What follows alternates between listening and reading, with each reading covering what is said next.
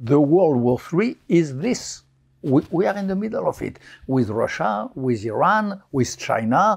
There is also an ideological battle in my country. Extreme right and the extreme left are pro-Putin.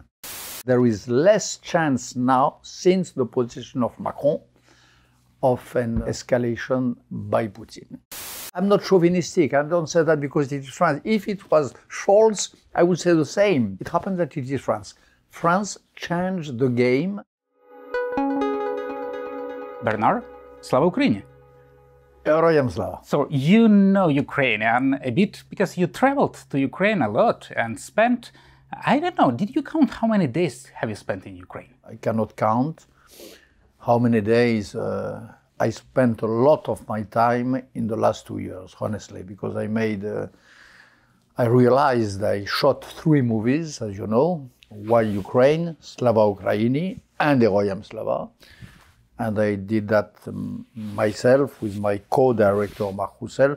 So I was there a lot, in many places. So we know that you support Ukraine, but what about French people? I would say that there is a real sympathy for Ukraine in the public opinion. But there is also an ideological battle in my country, because you have also some pro-Russian people. You have some pro-Russian. The extreme right and the extreme left are pro-Putin. They believe that in some of the lies and the fake news of Russia. So you have this tendency. And you have, fighting against that, I think a real majority of the French people who is endorsing the Ukraine cause and the cause of the truth. And I'm happy to say that President Macron is definitely in this bigger group, because now he's becoming one of bravest European leaders. We see the initiatives that he is proposing. How did it happen? It's a very important move. Don't underestimate it, by the way. The last declarations, the last statements are a significant move for France. And it was not evident. It was brave to do that, because I told you that France is pro-Ukraine, that's sure. But France was not prepared to the extent of the support which was recently expressed by Macron. What do you mean exactly? Let's clarify. To be 100% with Ukraine, to be ready for any hypothesis, to stop with the American ways of expressing things, with no co-belligerency, not authorizing Ukraine to use the weapons for this or for that, delivering some weapons, but being sure that they will not be targeted to whatever target in Russia. Macron decided, after a very, I think, strong and deep reflection, to bypass all of that and to express a real, strong, strategic support. So you mean that Ukraine can use weapons provided by France to target even military targets in Russia? I cannot speak in the place of the officials whom you will meet, I'm sure. But what I can tell you is that the support now is total. You know, in France we have a formula about President Macron, en même temps. En même temps. What does it mean? Means one side and the other side. Okay? There is no en même temps now about Ukraine. But the idea is expressed by Macron, which has resonated highly in Ukraine, is that one day French military can find themselves in Ukraine. Could, yeah. My president said that France is considering that this war, your war, is our war, that it is a common war, that you are fighting, you Ukrainian, for your motherland, but really for Europe as itself, and that we French people have to be ready for any hypothesis. What you correctly said is that French people, not only French president, have to be ready. Do you see that French people are ready for that? What you have to understand, my opinion as an observer, is that the French president was brave enough by taking this position because he was not sure to be supported by the French opinion. Don't forget that we are the country of the Munich Agreements. Munich, in 1938. We are England and France, the two godfathers of the Munich Agreement. And this is a very strong and deep stream in the public opinion. The Munich spirit is not dead in France at all. So President Macron decided to go against that, meaning that if you give, when you have a dictator like Putin, if you give a little to him, it's okay. Maybe you will appease the beast. If you feed the beast a little, maybe he will keep calm. This is the Munich spirit. President Macron is among those who understood that you have to give nothing to the beast. If you give a little, the beast will always want more. So this is the anti-Munich spirit. To me, it is not clear whether French politicians, French people are ready to realize that this war is not a war somewhere in the east of Ukraine, that it is a war which really can harm France. As always, it's half-half. French people did not realize that at all before, or few of them. Before 2022? No. Before this position, these statements of President Macron, there was an unclear consciousness that this war could concern us directly, by the will of the aggressor, of course, by the will of Putin. We were not very numerous to feel really threatened by Russia. One of the virtues of the position of President Macron is that suddenly it becomes clear. France is opening eyes, right now. Yeah. Already before, French press has done a great job. Televisions have done a good job. You have in France channels who devote all their time, like TF1, their time of news to the war in Ukraine. You have some people who made some films, etc., etc. But in the awareness, a real degree has been reached since this clear position of President Macron. We have European elections in a few weeks, okay? The common idea is that these French elections have nothing to do with foreign policy, that people in advanced democracy only care about welfare, okay? Which is not bad, by the way. Of course, it's important. Suddenly, Macron decided to have his party going to the battle on the topic of Ukraine, on the topic of European security. I never saw that. 30 years ago, in the time of the war in Sarajevo, we had to make huge efforts, the intellectuals and so on, to have the question of the war in Sarajevo to penetrate a little in the campaign. It was so hard. We had to present a list. We had to be candidates ourselves in order to oblige the big parties to endorse the question. This time, Macron really did put it at the center of the table. Everyone will be discussing till June about Ukraine. That's it. Do you personally believe that Russia would not hesitate to attack NATO countries? I believe that Russia will hesitate more now.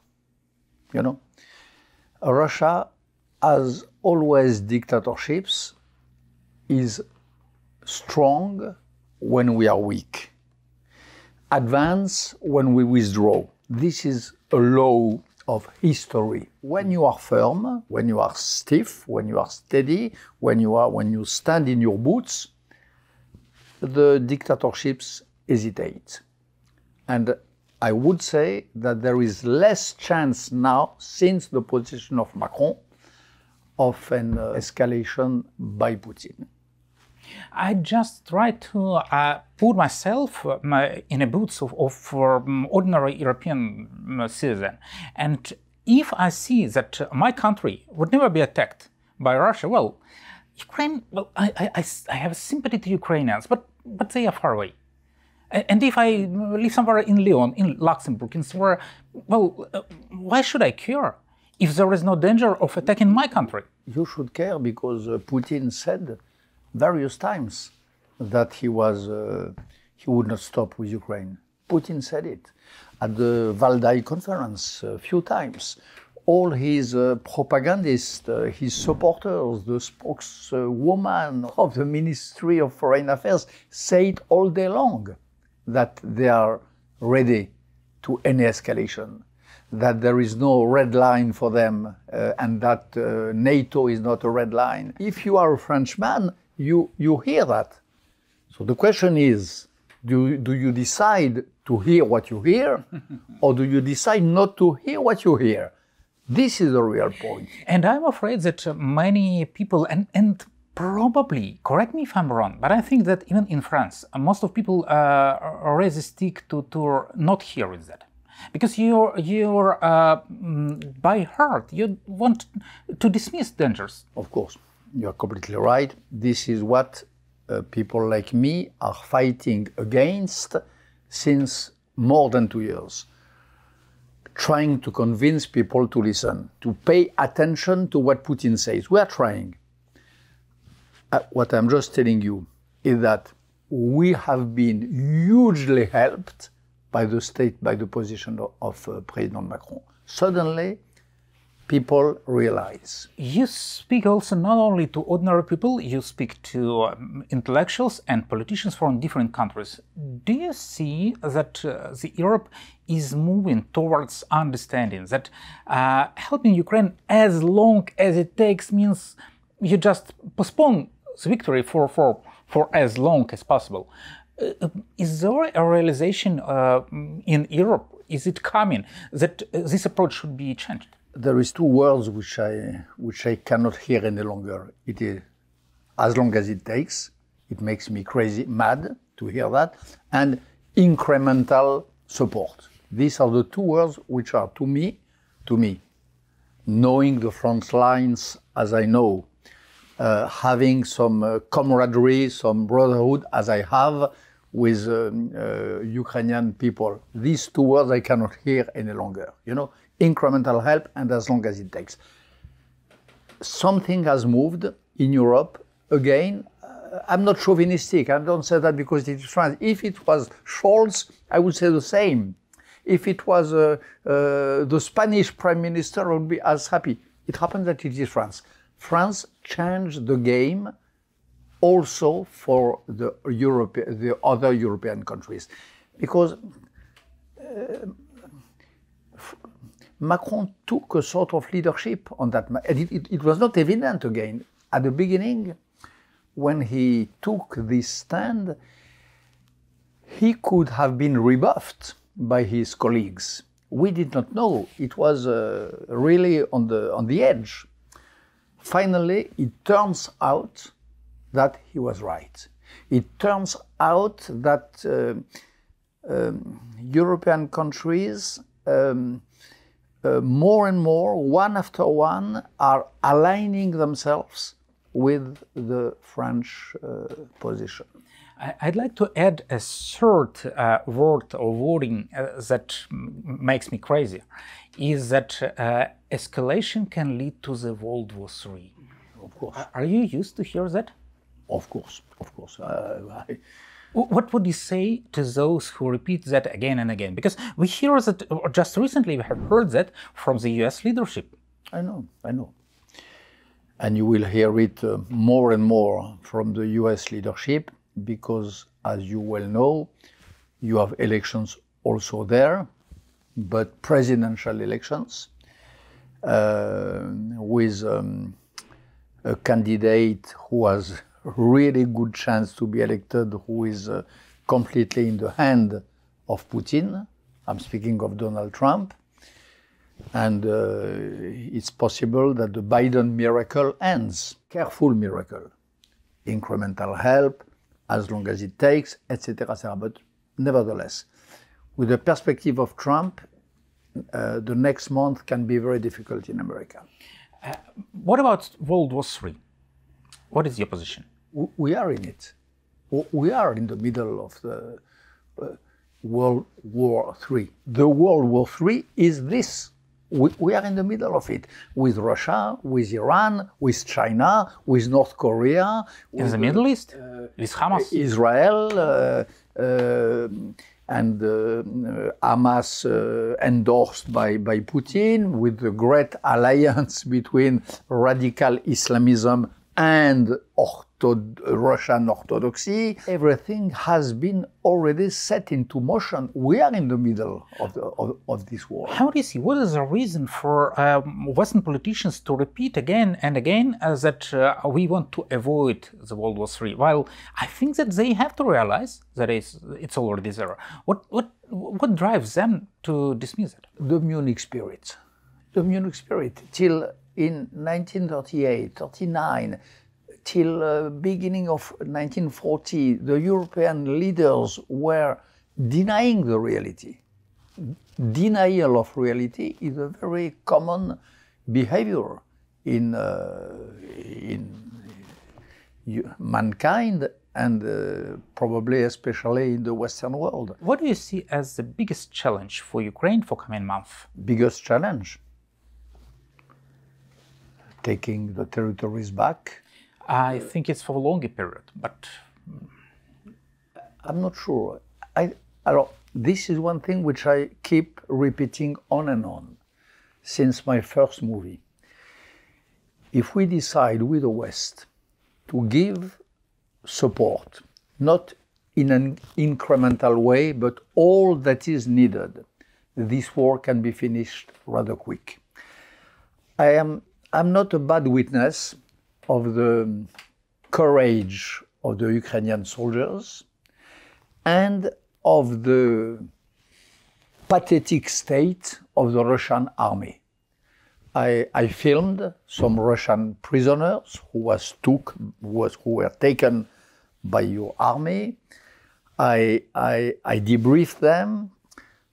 I have a slight idea of the state of demoralization, of the mental collapse of the Russian army, and probably of the Russian society in general, because the army is a rather good image of the rest. And I have a precise idea, conversely, of the bravery, of the steadiness of the Ukrainian people, despite all that I can read sometimes in the European press, the fatigue, blah, blah, blah, blah. Really, I believe that there is much less fatigue in the Ukrainian trenches in Chassiviar today than in France or in Germany, you know. So, if we gave the necessary help, I think the war could be much less long. The victory would come much more quickly than you seem to expect. In Ukraine, we really know that it's not a Putin's war, but it's a Russian's war, because it's not only Putin who is fighting against Ukrainians. Do you see that Europeans, French people, do understand that as well?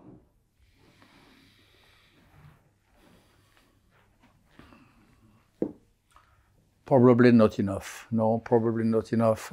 Europeans have tendency to put everything on Putin's head, to neglect the huge support which he has, to neglect the penetration of the Putin ideology in the depth of the Russian society, or the opposite, how the Russian society feeds the state apparatus, European people probably underestimate that. You can hear a lot in France, people saying, okay, Putin is one thing, Russian people is another one. You hear that a lot, which is, of course, an absurdity. Russian athletes should compete on Olympics too, because they are just sport has nothing to do with politics. They are just sportives. They should not be blamed for the policy of Russia and so on. Yes, I know. I hear all this bullshit. What is sometimes difficult to understand is the nature of authoritarian or an totalitarian state. It's not only a man, you know. The real authority, the real dictatorship is never one man imposing his will to passive people.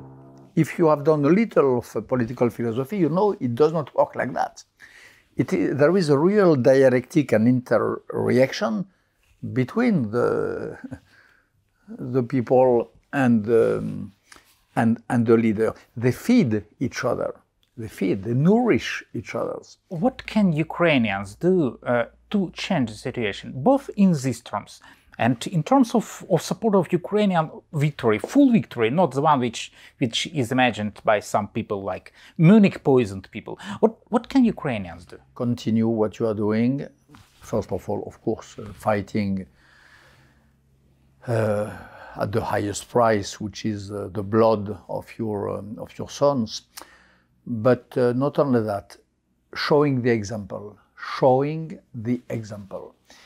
And what impresses me in all my trips to Ukraine is how you embody in Ukraine the European values. When I say that you show example, that's exactly what I mean. Because I see the biggest challenge for coming month is that Ukrainians, some of Ukrainians can give up, can start feeling tired.